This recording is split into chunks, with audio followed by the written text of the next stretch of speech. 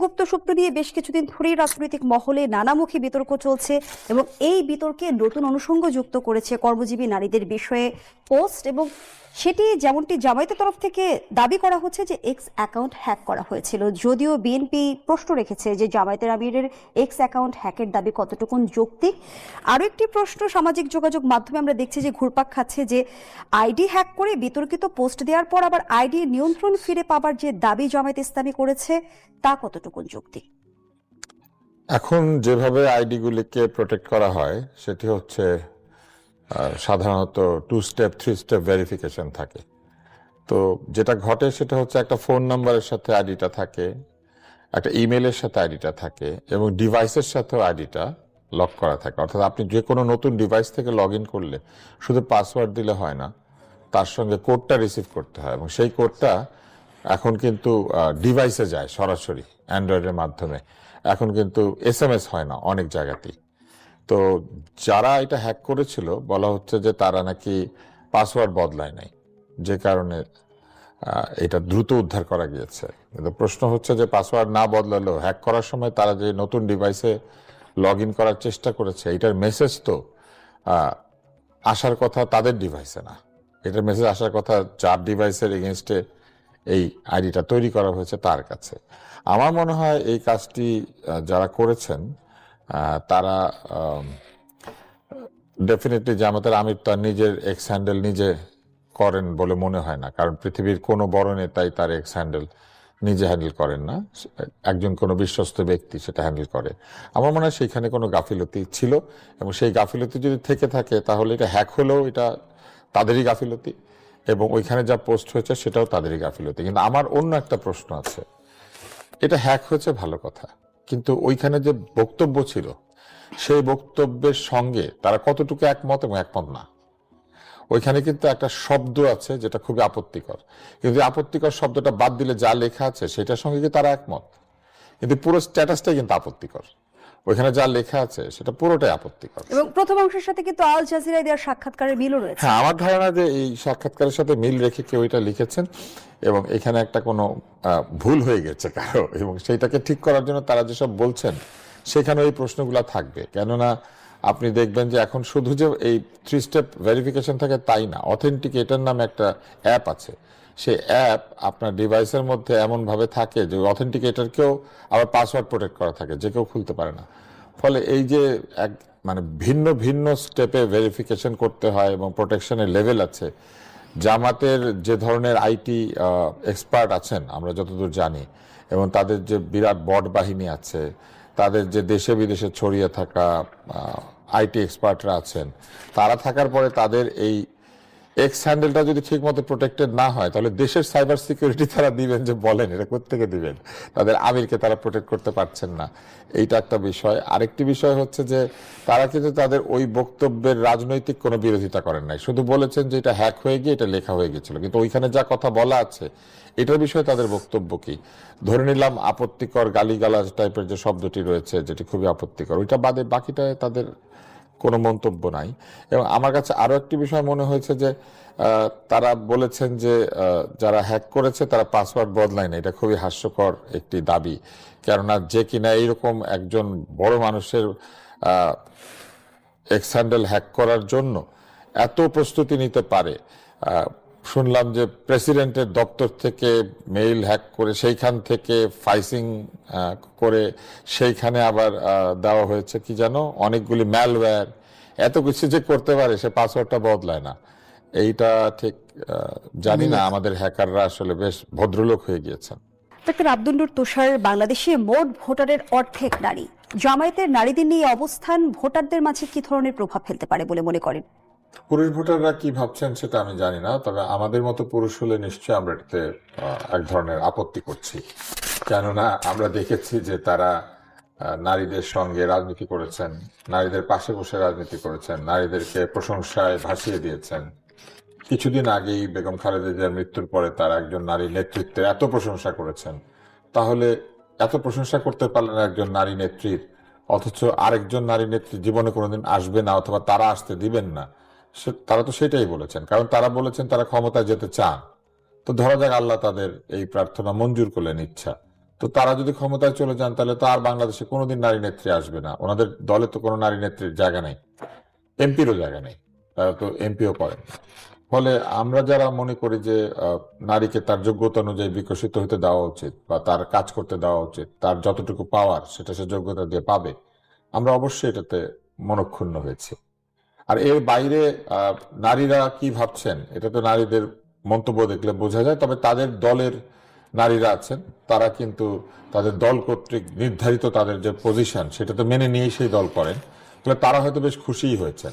খুশি হয়েছেন এই কারণে যে তারা সারা জীবন এরকম ভোট চাইবেন বাড়িতে বাড়িতে গিয়ে, তারপরে তারা বক্তৃতা দিয়ে এসে বলবেন যে আমরা সব মেনে নিয়েছি, তারপরে তারা দয়া দাক্ষিণ্যের উপরে থাকবেন এবং তারপরে তারা এইভাবেই রাজনীতি করবেন, তারা যা পাচ্ছেন এটা নিয়ে সন্তুষ্ট থাকবেন। ফলে নিশ্চয়ই তারা খুব খুশি হয়েছেন। কারণ আপনি লক্ষ্য করলে দেখবেন যে দীর্ঘ একটা সময় ধরেই নারীদের নিয়ে এই মন্তব্য করে যাওয়া হচ্ছে। বলা হলো নারীদের কর্মঘণ্টা কমিয়ে দেওয়া হবে 5 ঘন্টা, তারপরে বলা হলো 3 ঘন্টা অতিরিক্ত যেটা তারা কাজ করছেন না সেটার জন্য অতিরিক্ত বেতন পাবেন, তারপরে বলা হলো না ওইখানে তাহলে আরেকজন নারীকে চাকরি দিয়ে দেওয়া হবে, মানে নানান ব্যাখ্যা দিতে গিয়ে এইসব বক্তব্য এসেছে। তারপরে বলা হলো নারীরা তো রানী, নারীরা ঘরে আসবে রানী হয়ে। তারপরে বলা হলো যে নারীরা কোনোদিন আমির হতে পারবেন না, নারীরা রাজনীতিতে আসলেও আসলে পুরুষের নেতৃত্বেই থাকবেন, শারীরিক সীমাবদ্ধতার কথা নেতৃত্বের বলা জন্য হয়েছে। তাদেরকে তৈরি করা হয় নাই, এবং তারপরে বলা হয়েছে তাদের শারীরিক সীমাবদ্ধতা আছে। এই জায়গাটা আমি বুঝি না যে পেশি থাকা মানেই কি শারীরিক সীমাবদ্ধ না থাকা। পুরুষেরও শারীরিক সীমাবদ্ধতা আছে এবং পুরুষের অনেক ধরনের শারীরিক সীমাবদ্ধতা আছে।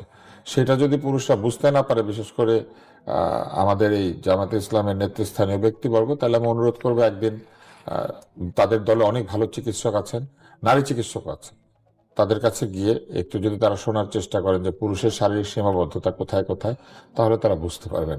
তার মধ্যে একটা সহজ বিষয় বলি, পুরুষের বয়স বাড়লে প্রোস্টেট বড় হয়, প্রোস্টেট বড় হলে পেশাব আটকে যায় এবং সারাক্ষণ অনুভূতি হতে থাকে যে আমার একটু পরে মূত্রত্যাগের অনুভূতি হতে থাকে।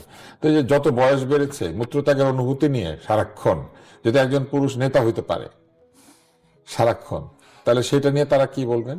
এটার জন্য পুরুষদেরকে ওষুধ খেতে হয়।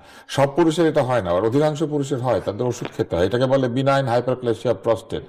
এটা একটা শারীরিক সীমাবদ্ধতা নয় কি? এটা একটা শারীরিক সীমাবদ্ধতা। অসংখ্য ধন্যবাদ জানাচ্ছি ডাক্তার আব্দুল নূর তুষার। জনাব গোলাম আলা রনি, একদিকে ইসলামের বিধান মেনে জামায়াত বলছে যে নারী নেতৃত্ব সম্ভব নয়, অন্যদিকে আবার বলছে তারা ক্ষমতায় গেলে এখনই শরিয়া আইন কায়েম করা হবে না। আবার আমরা দেখছি ইতিহাসে প্রথম তারা একজন হিন্দু প্রার্থীকে মনোনয়ন দিয়েছে। সব মিলিয়ে জামায়াতের এই অবস্থানগুলো যদি আমরা ভাগ ভাগ করে একটু জানতে চাই, সাংঘর্ষিক কিনা? সাংঘর্ষিক, তাদের অনেকগুলো সাংঘর্ষিক। তারা দীর্ঘদিন যাবৎ, যেমন আওয়ামী লীগ জামানাতে তাদের যে নির্বাচন কমিশন থেকে শুরু করে সরকারের প্রশাসন যন্ত্র এবং আওয়ামী লীগের সঙ্গে তাদের বন্ধুত্ব না হওয়ার পেছনে যে কারণ ছিল, 1 নম্বর ছিল মুক্তিযুদ্ধ। এখন তারা মুক্তিযুদ্ধের ধারক বাহক হয়ে গেছে, অথচ আওয়ামী লীগ জামানাতে যদি এটা হতো তাহলে এই যে রাজনীতিতে জামাতের যে বিশাল ক্ষতি হয়েছে সেটা হতো না। দ্বিতীয়ত হলো যে এই নারী নেতৃত্ব সহ সেই তাদের যে গঠনতন্ত্র, সেই গঠনতন্ত্রে তারা যে পরিবর্তন এখন এনেছে সেটা যদি আগে আনতো তাহলে কিন্তু আওয়ামী লীগের সঙ্গে তাদের সম্পর্কটা নষ্ট হতো না। তো আমরা যেটা দেখেছি যে জামাত তাদের যে রাজনৈতিক কর্মকাণ্ড, সেখানে স্থানকাল পাত্র ভেদে তারা সিদ্ধান্ত দ্রুত পরিবর্তন করে আর অদ্ভুত অদ্ভুত সব জিনিস তারা বলতে থাকে, এক একটা সময় এক এক রকম বলতে থাকে। এবং যে কয়বার 1954 থেকে আজ অবধি যে কয়বারই বাংলাদেশের রাজনীতির পট পরিবর্তনে ভিন্ন ভিন্ন পরিস্থিতি হয়েছে, তারা সবসময়টাতেই ভিন্ন মতাদর্শ, ভিন্ন ন্যারেটিভ তারা তৈরি করেছে। একটা ন্যারেটিভ আপনি দেখতে পাবেন না, যে যেমন বিএনপির বাংলাদেশি জাতীয়তাবাদ, আওয়ামী লীগের বাঙালি জাতীয়তাবাদ, তারা কিন্তু প্রথম দিন থেকে এই জিনিসগুলো নিয়ে তারা আছে। তো জামাতের কোনো একটা ন্যারেটিভ সেই 1947 থেকে আজ অবধি বা 1948 থেকে আজ পর্যন্ত যেটা ধারাবাহিকভাবে আছে, নট লাইক দ্যাট। এর মধ্যে তাদের বহুবার নেতা পরিবর্তন হয়েছে, বহুবার তাদের যে সুপ্রিম লিডার সেটা পরিবর্তন হয়েছে, আঞ্চলিকতা পরিবর্তন হয়েছে, নীতি এবং আদর্শ পরিবর্তন হয়েছে, এবং বিভিন্ন মানুষকে সমর্থন দেওয়া, বিশেষ করে ক্ষমতাধর লোকদের সাথে রাজনৈতিক ক্ষেত্রে সুবিধা আদায় করার জন্য যে কোনো পরিবেশ পরিস্থিতিতে কমপ্লাই করে, ইংরেজিতে যেটি বলে কমপ্লাই, অর্থাৎ মানিয়ে নেওয়া, সেট আপ করে নেওয়া। এই জিনিসগুলো করতে গিয়ে এখন বিএনপির লোক তো প্রকাশ্যই বলছে যে জামাতের এই যে চরিত্রটি, এই চরিত্রটিকে ইসলামীতে যেটাকে বলা হয় মুনাফিকি আমরা সব বাংলা যেটিকে বা ইংরেজিতে যেটিকে হিপোক্রেসি বলি। তো একটা দলকে যদি সামগ্রিকভাবে তাদের দেশের প্রধান রাজনৈতিক দল এবং সেই দলের নেতা সরাসরি হিপোক্রেট বলেন, সরাসরি মুনাফিক বলেন, আরবিতেও বলেছেন আর ইংরেজিতেও বলেছেন, আমি মনে করি যে এর সাথে অপমানজনক আর হতে পারে না। যে ঠিক আছে আমি রাজনীতি করি, আমার একটা বিরোধিতা থাকবে, কিন্তু এমন একটা যে শব্দ, যে শব্দ আমার সামনে বলা মানে মনে হয় আমি এটা বিজাত, অজাত, কুজাত। তো এইরকম আমাকে যখন একেবারে বলবো যে এর একেবারে বংশই খারাপ, অজাত রক্তই খারাপ, তো এর সাথে অপমান আর হয় না, বেঁচে থাকার কোনো মানে হয় না। এখন রাজনৈতিক অঙ্গনে জামাতের যারা বিরোধী পক্ষ যারা আছে তারা তাদেরকে বিশ্বাস করে না। Nobody trust them, nobody depend them. এবং তারা যে কথাগুলো বলছে ইট ইস মানে তার এখানে কোনো সাস্টেনেবিলিটি নেই, কনস্ট্যান্ট নেই, কনসিস্টেন্সি নেই, ধারাবাহিকতা নেই। যখন যেভাবে দরকার সেভাবে সেই কথাগুলো বলছে, আবার একটু পরে সেই কথা তারা চেঞ্জ করে একটা ফেলছে। ভিন্ন বিষয় আপনাদের দুজনের কাছে প্রশ্ন রাখতে চাই। আওয়ামী লীগকে পুনর্বাসন করলে বিএনপি আবারও বিপদে পড়বে, এমন মন্তব্য করেছেন এনসিপির মুখপাত্র আসিফ মাহমুদ। তিনি আরো বলেছেন, আমরা শহীদ রাষ্ট্রপতি জিয়াউর রহমানকে একজন জাতীয়তাবাদী নেতা হিসেবে সম্মান করি, তবে তিনি একটি বড় ভুল করেছিলেন আওয়ামী লীগকে পুনরায় রাজনীতিতে ফিরিয়ে এনে। তিনি আরো বলেন, ১/১১ সময় আওয়ামী লীগের সঙ্গে ষড়যন্ত্র করে আপনার মেরুদণ্ড ভেঙে দেওয়া হয়েছে, আমরা চাই না আপনার মতো আপনার সন্তানেরও মেরুদণ্ড ভেঙে দেওয়া হোক। জানতে চাই যে আসিফ মাহমুদের এই হুঁশিয়ারির পেছনে কি আওয়ামী লীগ নিয়ে এক ধরনের ট্রমা কাজ করছে? এটা উনি ভালো বলতে পারবেন। তবে আওয়ামী লীগকে পুনর্বাসন তো প্রথমে তারাই শুরু করেছেন। তাদের দলের মধ্যে এক্স ছাত্রলীগ বড় নেতা কতজন আছেন যারা কিনা বিভিন্ন সময় প্রধানমন্ত্রীর সাথে দেখা করে প্রধানমন্ত্রীকে পরামর্শ দিতেন। প্রধানমন্ত্রীকে পরামর্শ দেওয়া লোক তো তার দল থেকে এমপি ক্যান্ডিডেটও হয়েছেন। আওয়ামী লীগের পুনর্বাসন তো প্রথমে তারাই করেছেন। প্রধানমন্ত্রীকে পরামর্শ তার যে কোনো ছাত্র দিতে পারে না, তাই না? যে কোনো ছাত্র নেতাও দিতে পারে না। এটা হচ্ছে একটা। দ্বিতীয়ত, কে কার মেরুদণ্ড ভেঙে দেবে এই ভবিষ্যৎবাণী তিনি যেভাবে করছেন এটা অত্যন্ত আপত্তিকর।